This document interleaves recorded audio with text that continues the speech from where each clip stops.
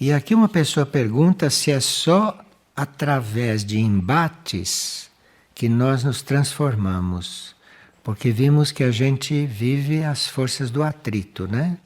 Vive as forças do conflito no plano mental, emocional e etérico-físico. Sim, nós estamos realmente em regime de atrito, em regime de conflito, dentro desses planos humanos. Mas há um momento na nossa evolução que nós finalmente reconhecemos que a vida é una, que é uma vida só, que a vida não está separada em setores, em compartimentos, como a gente vê. Nós dizemos vida humana, vida animal, não é?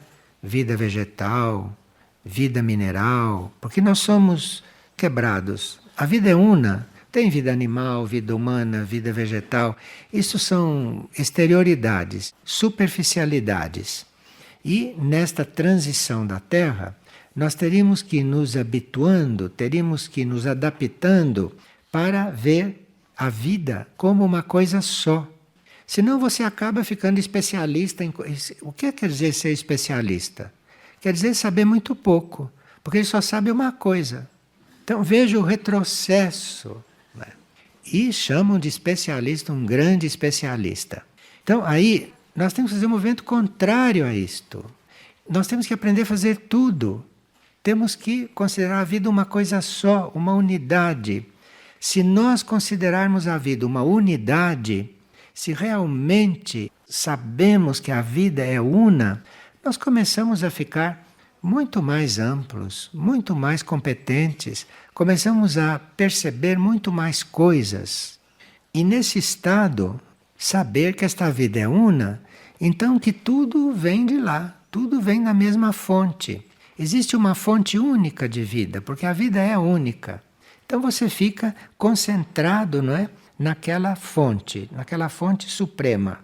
E esta percepção de que a vida é una, que não existe separação, que não existem indivíduos, que não existem coisas separadas na realidade, esta percepção é fundamental para que a nossa consciência realmente se expanda e que não fique nesses limites das leis materiais, que não fique nesses limites da contabilidade material. Então, nós teríamos que ter a vida como uma unidade, estarmos nos sentindo, nos considerando dentro desta unidade, com tudo aquilo que é vivo, não? Que é para que a nossa consciência vá se expandindo. E aí que a gente comece uma elevação da consciência, comece uma elevação regular da consciência, e não com tantos altos e baixos, com tantas quedas e retomadas, com tantos recuos e retomadas, etc.